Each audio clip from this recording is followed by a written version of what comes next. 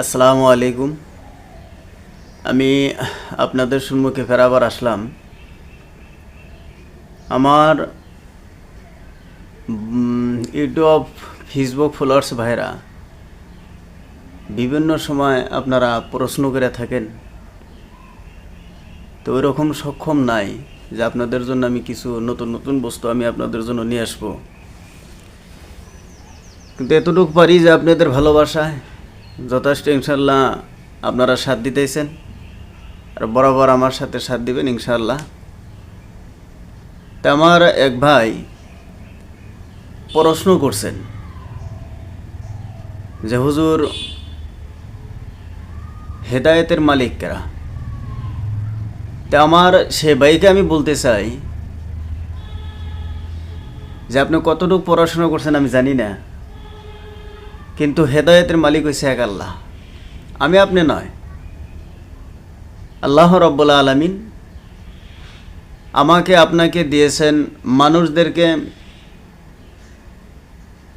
নসিহত করার জন্য, আর হেদায়েতের পাত্র হয়েছেন আল্লাহ। আল্লাহ রাসূল সাল্লাল্লাহু আলাইহি সাল্লাম তেনার চাচা আবু তালেব ছিলেন, আপনারা জানেন, বহুত ইতিহাস পড়ছেন। আল্লাহ রাসূল সাল্লাল্লাহু আলাইহি সাল্লামকে আল্লাহ নিজে বলছেন যে আপনি যত বলেন তাকে কালেমা পড়ার জন্য, কিন্তু আমি আল্লাহ যদি কবুল না করি সে কখনো আল্লাহমুখী হবেন না। তা আল্লাহ রাসূল সাল্লাল্লাহু আলাইহি সাল্লাম সমস্ত মানুষ অথবা আবু তালেব সঙ্গে আসছিলেন। আল্লাহ রাসূল সাল্লাল্লাহু আলাইহি সাল্লাম ডাকছেন, নিয়ে আসছেন, বলছিলেন যে চাচা, আমি যদি আপনাদের বলি যে পাহাড়ের পিছনে আপনাদের শত্রু আছে, আপনি মানবেন? বলে, ভাতিজা তুমি তো কখনো মিছা কথা বলো না, তুমি যদি বলো তাহলে আমরা মানব।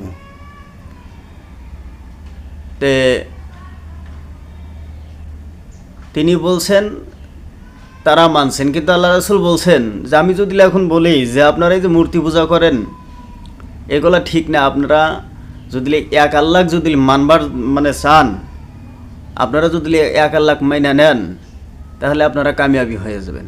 তা আবু তালেব আল্লাহ রাসূল সাল্লাল্লাহু আলাইহি সাল্লামের এরকম সবাইকে ডাইকা না এরকম কথা কওয়ার পর আল্লাহ রাসূলের বদদুয়া দিছিলেন।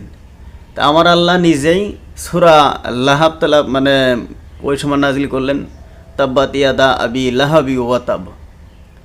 তা আমার আল্লাহ যদি চান হেদায়েত যদি মানুষের হাতে থাকতো তাহলে তো আল্লাহ রাসূল তার চাচাকে